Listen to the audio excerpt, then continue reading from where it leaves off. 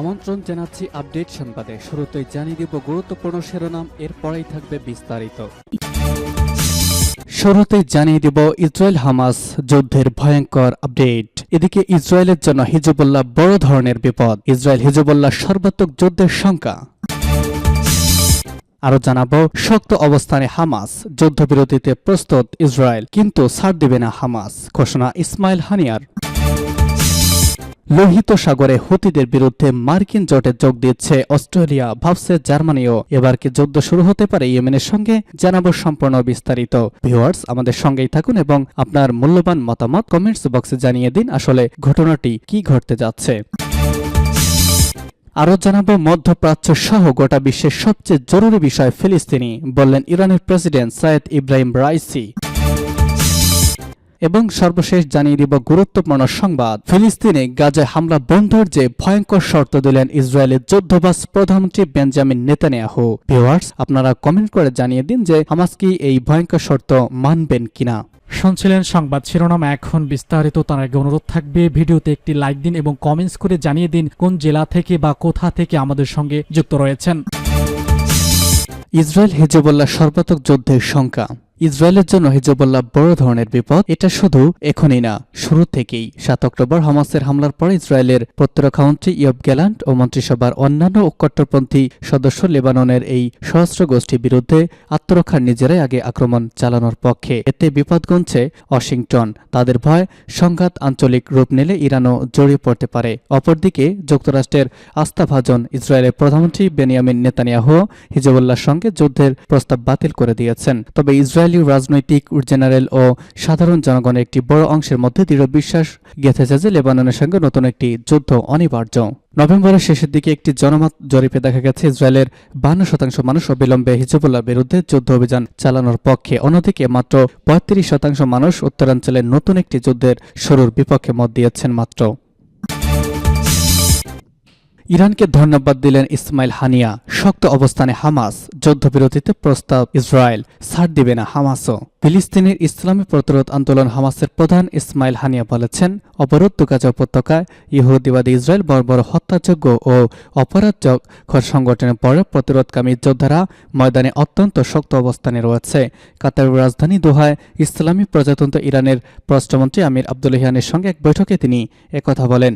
ইসমাইল হানিয়া বলেন, গাজায় ইসরায়েল নজিরবিহীনভাবে বিমান, নৌ ও স্থল অভিযান চালাচ্ছে। ইহুদিবাদী ইসরায়েল ও তার মিত্ররা ভেবেছিল যে তারা এভাবে গাজা থেকে প্রতিরোধকামীদের নির্মূল করতে পারবে এবং সাদা পতাকা ওড়াতে বাধ্য করবে। কিন্তু যুদ্ধ শুরুর ৭৫তম দিন পরে প্রতিরোধকামীরা যুদ্ধক্ষেত্রে দৃঢ় অবস্থানে রয়েছে এবং ইহুদিবাদী সেনাদের ব্যাপক ক্ষতি সাধন করতে সক্ষম হয়েছে। ইসরায়েলি আগ্রাসনের বিরুদ্ধে ইস্পাত কঠিন ঐক্য গড়ে তোলার জন্য ইসমাইল হানিয়া ফিলিস্তিনের জনগণের প্রশংসা করেছেন। পাশাপাশি ইরানের সমর্থনের জন্য তেহরানকে বিশেষ ধন্যবাদ জানিয়েছেন। তিনি বলেছেন, ফিলিস্তিনি জনগণ কখনো সংগ্রামের পথ ছেড়ে দিবে না। বৈঠকে ইরানি পররাষ্ট্রমন্ত্রী বলেছেন, ইহুদিবাদী ইসরায়েলের সীমাহীন অপরাধযোগ্য অবসানের লক্ষ্যে তেহরান কূটনৈতিক উপায়ে ফিলিস্তিনের ধৈর্যশীল ও শক্তিশালী জনগণকে সমর্থন দেওয়া অব্যাহত রাখবে। আবদুল্লাহিয়ান বলেছেন, আজ আর কারো সন্দেহ নয় যে প্রতিরোধকামী যোদ্ধারা এই ফিলিস্তিনি জনগণ তাদের শক্তি প্রমাণ করে দিয়েছে। পাশাপাশি তারা দেখিয়ে দিয়েছে ইহুদিবাদীদের এই বর্বরতা ও হত্যাযজ্ঞের পরেও তারা সুদৃঢ় রয়েছে। সূত্র জানাচ্ছে পার্স টুডে। লোহিত সাগরে মার্কিন জোটে যোগ দিচ্ছে অস্ট্রেলিয়া, ভাবছে জার্মানিও। লোহিত সাগরে নিরাপত্তা রক্ষায় যুক্তরাষ্ট্রের নেতৃত্বাধীন জোট বাহিনীতে যোগ দিচ্ছে অস্ট্রেলিয়া প্রতিরক্ষামন্ত্রী এই তথ্য জানিয়েছেন। এদিকে এই জোট বাহিনীতে যোগ দেওয়ার বিষয়টি খতিয়ে দেখার কথা জানিয়েছে জার্মানি। এর আগে লোহিত সাগরে ইয়েমেনের সশস্ত্র বিদ্রোহী গোষ্ঠী হুতিদের হামলা মোকাবেলায় সম্প্রতি 10 দেশের জোট গঠন করেছে যুক্তরাষ্ট্র। বৃহস্পতিবার 21 ডিসেম্বর তথা আজ এক পৃথক প্রতিবেদনে এই তথ্য জানিয়েছে সংবাদ মাধ্যম আল জাজিরা এবং বার্তা সংস্থা আনাদোলু এজেন্সি। প্রতিবেদনে বলা হয়েছে, অস্ট্রেলিয়া মার্কিন নেতৃত্বাধীন লোহিত সাগর বাহিনীতে যোগ দেবে বলে জানিয়েছেন অস্ট্রেলীয় প্রতিরক্ষামন্ত্রী রিচার্ড মার্লেস। তিনি বলেছেন, লোহিত সাগরে মার্কিন নেতৃত্বাধীন প্রসপারিটি গার্ডিয়ান অভিযানের অংশ হিসেবে অস্ট্রেলিয়া যেখানে অতিরিক্ত 6 অস্ট্রেলিয়ান সৈন্য পাঠাবে। সোশ্যাল মিডিয়া প্ল্যাটফর্ম এক্সে দেয়া এক পোস্টে তিনি বলেছেন, অস্ট্রেলিয়া সরকার মধ্যপ্রাচ্য এবং আশেপাশের অঞ্চলে আন্তর্জাতিক শৃঙ্খলা রক্ষায় সহায়তা করতে যুক্তরাষ্ট্র এবং অন্যান্য অংশীদারদের সাথে কাজ চালিয়ে যাচ্ছে। মূলত লোহিত সাগরে বিভিন্ন জাহাজে একের পর এক হামলা চালিয়ে যাচ্ছে ইয়েমেনের সশস্ত্র বিদ্রোহী গোষ্ঠী হুতি। ফিলিস্তিনের অবরুদ্ধ গাজা উপত্যকায় ইসরায়েলের অব্যাহত বোমাবর্ষণের প্রতিবাদে এসব হামলা চালানোর দাবি করেছে তারা। এতে করে অঞ্চলে বাণিজ্যিক জাহাজ চলাচল বেশ ঝুঁকিপূর্ণ হয়ে উঠছে। এই পরিস্থিতিতে লোহিত সাগরে হুতি বিদ্রোহীদের হামলা মোকাবেলায় সম্প্রতি 10 দেশের জোট গঠনের ঘোষণা দিয়েছে যুক্তরাষ্ট্র। হুতিদের হামলা ঠেকাতে এসব দেশ সম্মিলিতভাবে কাজ করবে। এই জোটে যোগ দেওয়া দেশগুলো হচ্ছে যুক্তরাষ্ট্র, যুক্তরাজ্য, Bahrain, Canada, France, Italy, Netherlands, Norway, সিসিলিস এবং স্পেন। অস্ট্রেলিয়া এখন এই জোট বাহিনীতে যোগ দেওয়ার কথা জানালেও প্রাথমিক 10 দেশের তালিকায় দেশটির নাম ছিল না। মধ্যপ্রাচ্য সহ গোটা বিশ্বের সবচেয়ে জরুরি বিষয় ফিলিস্তিন, বললেন ইরানের প্রেসিডেন্ট রাইসি। ইরানের প্রেসিডেন্ট সাইয়েদ ইব্রাহিম রাইসি ফিলিস্তিনিকে মধ্যপ্রাচ্য সহ গোটা বিশ্বের সবচেয়ে জরুরি বিষয় বলে অভিহিত করেছেন। অবরুদ্ধ গাজা উপত্যকার বিরুদ্ধে যখন ইহুদিবাদী ইসরায়েল ভয়াবহ গণহত্যা ও জাতিগত শুদ্ধি অভিযান চালাচ্ছে, তখন কুয়েতের আমির শেখ মিশাল আল আহমদ আল সাবার সঙ্গে এক ফোনালাপে তিনি এমন মন্তব্য করেছেন।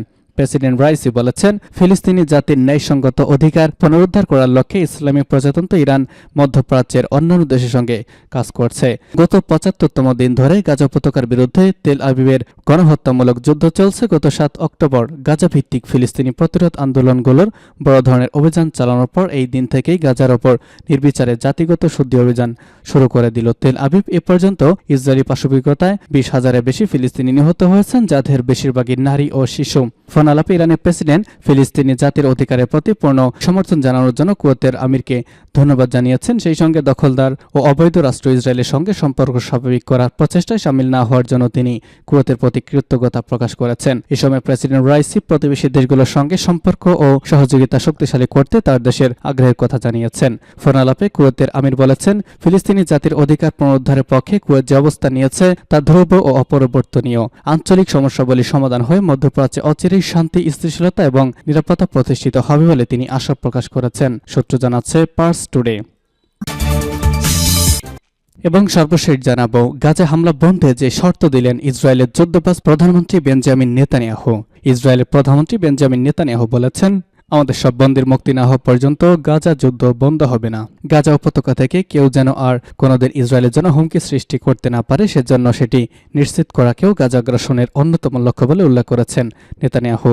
আজ এক বিবৃতিতে নেতানিয়াহু এসব কথা বলেছেন। নেতানিয়াহু বলেছেন, যেসব লক্ষ্যে গাজা অভিযান চলছে তার একটি হচ্ছে হামাসকে নির্মূল করা।